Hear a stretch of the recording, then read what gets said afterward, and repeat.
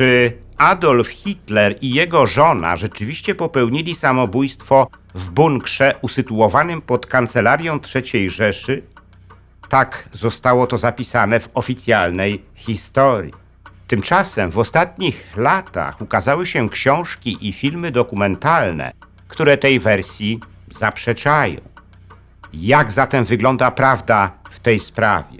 O tym w dzisiejszym filmie. Jeśli spodoba się Wam ten film, udostępnijcie go znajomym, dajcie łapkę w górę, kliknijcie subskrybuj, a także wesprzyjcie kanał Zakazane Historie, za co z góry dziękuję. Złotymi patronami kanału są pan Andrzej Maciejewski z Alaski, pan Patryk Krupiński z Luksemburga oraz Centurion Finance Asi, spółka akcyjna.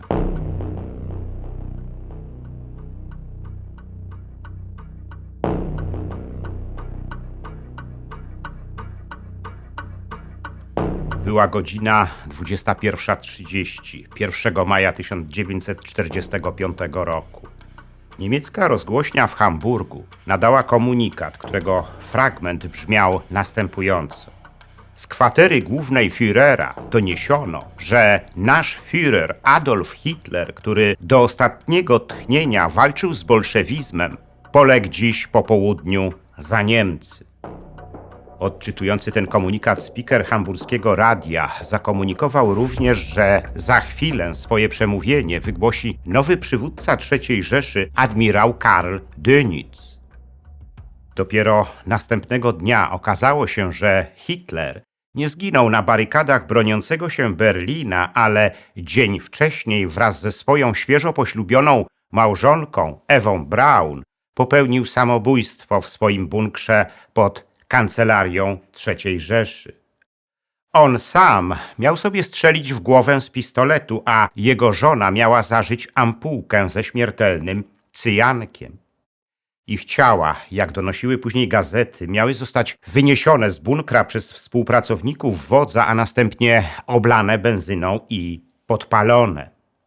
Tak samo miało stać się również z ciałami Józefa i Magdy Goebbelsów, którzy również popełnili samobójstwo, uśmiercając wcześniej szóstkę swoich dzieci. Po zdobyciu Berlina przez Sowietów nikt oficjalnie nie potwierdził tego, że znaleziono ciało Hitlera i Ewy Braun. Nie można więc było dokonać ich ostatecznej identyfikacji. Tym bardziej nie można było oficjalnie stwierdzić zgonu wodza III Rzeszy i jego żony. Wszystko, co miało wydarzyć się w tej sprawie później, jest pełne nieprawdziwych informacji. Ale wersję o rzekomo samobójczej śmierci Hitlera w berlińskim bunkrze bardzo szybko przyjęto za pewnik. I ta wersja obowiązuje do dzisiaj w oficjalnej historii. Każdy, kto stawia pytanie, że mogło być przecież inaczej, spotyka się z ironicznym uśmiechem i wymownym pukaniem w czoło przez tych, którzy słyszą takie stwierdzenia. Ci ostatni odpowiadają najczęściej, że nie ma przecież wątpliwości, że Hitler zastrzelił się w bunkrze, a Ewa Braun się otruła. Tak jest również w Polsce. Tymczasem na Zachodzie jest sporo literatury, która zaprzecza wersji o samobójczej śmierci Hitlera i Ewy Braun i wskazuje na fakty przemawiające za tym, że wódz III Rzeszy wraz ze swoją świeżo poślubioną małżonką wydostali się z oblężonego Berlina i zdołali dotrzeć do Ameryki Południowej. Przykładem tego rodzaju literatury jest wydana przed 20 laty w Wielkiej Brytanii książka zatytułowana Szary Wilk – Ucieczka Adolfa Hitlera autorstwa Gerarda Williamsa i Simona Dunstana. Jej autorzy przeprowadzili drobiazgowe śledztwo w tej sprawie, którego wyniki jednoznacznie zaprzeczają wersji o rzekomo samobójczej śmierci Hitlera.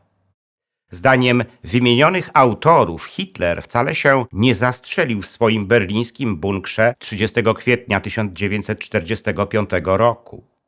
Jak piszą w swojej książce Williams i Dunstan, Hitler już 3 dni wcześniej wraz z Ewą Braun uciekli z Berlina samolotem do Tonder w Danii, skąd przez niemieckie Travemünde przedostali się do hiszpańskiej bazy wojskowej Reus, położonej na południe od Barcelony.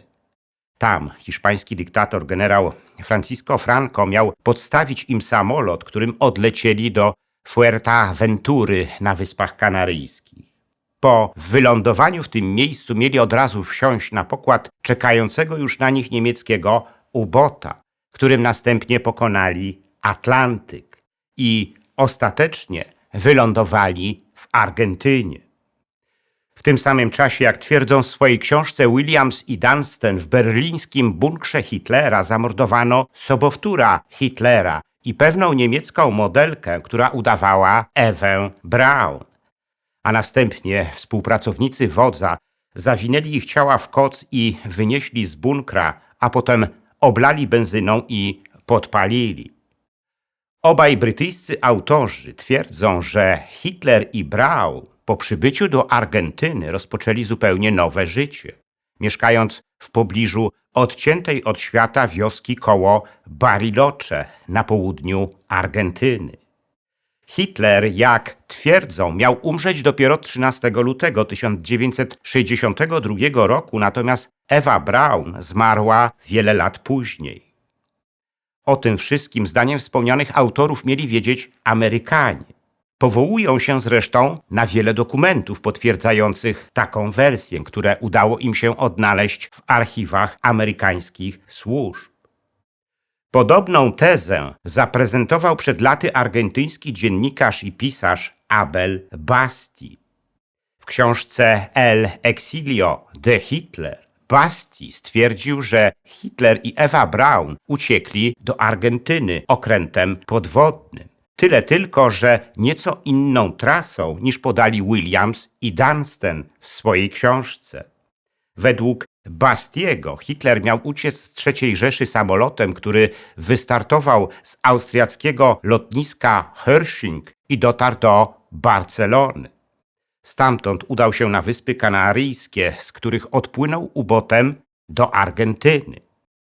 Basti, przedstawiając taką wersję, powołał się na informacje, które uzyskał od Ericha Pripkego, oficera SS, który po wojnie również dotarł do Argentyny. Według Bastiego dokumenty brytyjskiego wywiadu, do których udało mu się dotrzeć, mówią dokładnie o tym, że konwój niemieckich U-Bootów pod koniec wojny wypłynął z Hiszpanii i po krótkim postoju na Wyspach Kanaryjskich dotarł do Argentyny. Basti wspomina również w swojej książce, że przez całą podróż do Argentyny konwój niemieckich U-Bootów utrzymywał stałą łączność radiową z Amerykanami. Ci ostatni mieli dobrze wiedzieć o ucieczce Hitlera. Taką wersję według argentyńskiego dziennikarza mieli też potwierdzić marynarze z niemieckiego pancernika Graf von Speck, którzy po samozatopieniu okrętu u wybrzeży Montevideo zamieszkali w Argentynie. Mieli oni osobiście odbierać Hitlera z pokładu jednego z U-Bootów u wybrzeży Patagonii, który następnie został zatopiony. Według Bastiego Hitler zamieszkał na obrzeżach Bariloche w Patagonii, gdzie mieszkało wielu Niemców. Rancho, w którym mieszkał wódz III Rzeszy, nosiło nazwę Inalco i znajdowało się w odosobnionym terenie położonym nad jeziorem w środku patagońskiej puszczy. Można się było tam dostać tylko łodzią albo hydroplanem. Oficjalnie Inalco należało do jednego z wpływowych niemieckich biznesmenów, który był bliskim przyjacielem ówczesnego prezydenta Argentyny Juana Perona. Mieszkając na tym ranczu, Hitler miał obstawę i spotykał się tylko z dawnymi towarzyszami. Basti nadmienia, że tylko raz miało miejsce spotkanie Hitlera z argentyńskimi władzami. Przywołuje także w swojej książce, że już 16 lipca 1945 roku amerykański dziennik Chicago Times podał informację, że Hitler rzeczywiście zbiegł do Ameryki Południowej. Takich publikacji prasowych było wtedy, zdaniem Bastiego, znacznie więcej. To dlatego w śmierć Hitlera nie wierzył Stalin, który nakazał NKWD tropienie wodza III Rzeszy. Zresztą wodza III Rzeszy poszukiwały już wtedy służby wielu innych państw, nawet Amerykanie, chociaż w tym przypadku poszukiwania Hitlera mogły być jedynie zasłoną dymną, bo Amerykanie, według argentyńskiego dziennikarza, od początku wiedzieli o ucieczce Hitlera. Gdy po wojnie powstała Republika Federalna Niemiec, jej władze postanowiły oficjalnie uznać Hitlera za zmarłego, opierając się na wątpliwych poszlakach. Zrobiły to jednak ostatecznie dopiero w październiku 1956 roku. Aby ta decyzja miała jakieś podstawy, dokonano między innymi porównania fragmentów szczęki Hitlera wyciętych przez sowieckiego lekarza z rzekomych jego zwłok ze zdjęciami rentgenowskimi zębów Hitlera, które znajdowały się u jego byłego dentysty. Ten ostatni, naciskany przez zachodnioniemieckie władze, miał potwierdzić, że fragmenty szczęki i zdjęcia rentgenowskie się pokrywają. Zarówno Williams i Dunstan, jak i Abel Basti eksponują jeden dowód przeczący wersji o samobójczej śmierci Hitlera. To wyniki przeprowadzonego w 2009 roku badania fragmentu rzekomej czaszki Hitlera, która znajdowała się w archiwum sowieckiego KGB. Przeprowadziło je dwoje wybitnych amerykańskich ekspertów, profesor Nick Belantoni i profesor Linda Strasbeck. Oboje jednoznacznie stwierdzili, że czaszka nie należała do Hitlera, tylko do kobiety, która miała około 56 lat, a więc tyle samo, co Hitler w dniu swojej rzekomo samobójczej śmierci. Co ciekawe, obydwoje naukowcy odrębnie przeprowadzili badanie rzekomej czaszki Hitlera i doszli do takiego samego wniosku.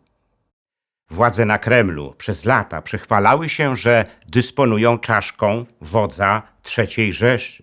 Jak widać, było to kolejne kłamstwo Sowietów w sprawie Hitlera. Niewykluczone, że Sowieci mieli w tym kłamstwie jakiś swój własny cel. Po tym, jak amerykańscy eksperci ogłosili wyniki badań rzekomej czaszki Hitlera, ówczesny główny archiwista Rosyjskiej Federalnej Służby Bezpieczeństwa, następczyni KGB, generał Wasilij Kristoforow, nie zawahał się stwierdzić, że Hitler i Eva Braun na pewno popełnili samobójstwo w berlińskim bunkrze. Zdaniem Kristoforowa zwłoki Hitlera miały zostać spalone, a jego prochy wrzucone do jednej z rzek na terenie byłej NRD, aby nie stały się przedmiotem kultu. Z kolei zwłoki Ewy Braun, Józefa i Magdy Goebbelsów oraz ich dzieci miały zostać zakopane w lesie koło Rathenow w Brandenburgii, ale potem przeniesiono je do bardziej pewnego miejsca na terenie sowieckiej bazy wojskowej koło Magdeburga. Gdy w 1991 roku Sowieci opuszczali NRD, miały one zostać wykopane i spalone w ognisku w pobliżu miasteczka Schönebeck koło Magdeburga. Popioły z tych zwłok miały zostać wrzucone do pobliskiej rzeki Biederitz. Wersję o ucieczce Hitlera do Argentyny przedstawiono również w głośnym filmie dokumentalnym Polowanie na Hitlera w reżyserii Roberta Bera, byłego oficera CIA. Zespół Bera, złożony z historyków i byłych oficerów amerykańskich służb, opierając się na dokumentach archiwalnych, przeprowadził żmudne śledztwo, starając się zrekonstruować szlak ucieczki Hitlera z płonącego Berlina do Argentyny. Prowadząc poszukiwania w wielu krajach, członkowie zespołu Bera odnaleźli miejsca pobytu Hitlera i artefakty związane z wodzem III Rzeszy. Dotarli również do świadków tych zdarzeń. Ustalili, że ucieczka Hitlera była elementem znacznie większej niemieckiej operacji podjętej u schyłku wojny, której celem było zbudowanie w Ameryce Południowej IV Rzeszy. Prowadząc swoje śledztwo, członkowie zespołu Bera posiłkowali się metodami badawczymi z różnych dyscyplin naukowych. Efektem tego śledztwa są niezaprzeczalne fakty mówiące o tym, że Hitler naprawdę zdołał uciec z Berlina i przedostać się do Argentyny. Ten film, wyprodukowany za ciężkie miliony dolarów, robi wrażenie, bo nikt jeszcze nie przeprowadził tak głębokiego historycznego śledztwa, aby wyjaśnić zdarzenie z przeszłości. Wersja przedstawiona w filmie Polowanie na Hitlera jest zatem zbieżna z ustaleniami, jakich wcześniej dokonali Gerard Williams i Simon Dunstan, a także Abel Basti.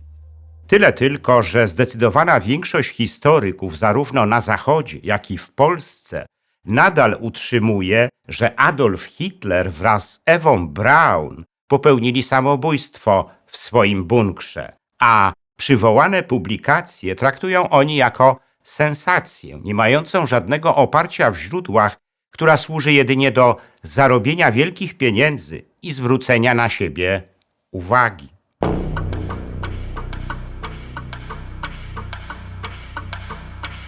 Zakazana historia Sowietów to druga moja książka w serii wydawnictwa Fronda, którą warto przeczytać. Opowiadam w niej historię sowieckiego państwa, najbardziej zbrodniczego państwa w dziejach świata. Warto ją poznać, bo współczesna Rosja, jego spadkobierczyni, znowu dąży do podbicia narodu. Książkę można nabyć z moim autografem, a nawet możliwa jest osobista dedykacja. Jest wciąż do nabycia moja książka Ostatnie polskie powstanie. Ta książka dotyczy antykomunistycznego podziemia w Polsce. Dowiecie się z niej o tych aspektach jego działania, o których nie mieliście jeszcze okazji usłyszeć. Jednym z nich jest rola sowieckiego NKWD w ostatecznym rozbiciu tego podziemia. Zachęcam do zakupu tej książki. Każdy kupujący otrzyma ją z moim autografem. Dziękuję za liczne komentarze filmów na kanale Zakazane Historie i wpłaty. W sposób szczególny chciałbym podziękować złotym patronom, którymi są pan Andrzej Maciejewski z Alaski, pan Patryk Krupiński z Luksemburga oraz Centurion Finance Asi spółka akcyjna, a także srebrnym patronom, wśród których są pani Anna Zawadzka oraz panowie Dariusz Kwoka, Dariusz Wietrzykowski, Arkadiusz Strykowski, Bartosz Filip Cichy, Sebastian Nastarowicz, Zbigniew Foryś oraz Kongres Polonii Kanadyjskiej z okręgu Toronto, Stowarzyszenie Nasza Polonia z Australii i firma informatyczna Sagitum S.A. Dziękuję również pozostałym patronom, gdyż każda kwota wsparcia jest dla mnie ważna. Zachęcam wszystkich do wspierania kanału Zakazane Historie, co pozwoli na jego dalszy rozwój. Teraz można to zrobić nie tylko przez Patronite. Szczególnie dla patronów zagranicznych przydatne są możliwości bezpośredniego wsparcia na YouTubie w formie jednorazowej wpłaty klikając podziękuj, a także cyklicznych wpłat klikając wesprzyj na dole ekranu. Wpłat można też dokonywać przez PayPal oraz bezpośrednio na moje konto bankowe, którego numer widzicie teraz na ekranie. Więcej informacji na temat wspierania kanału na różne sposoby znajdziecie w opisie pod filmem.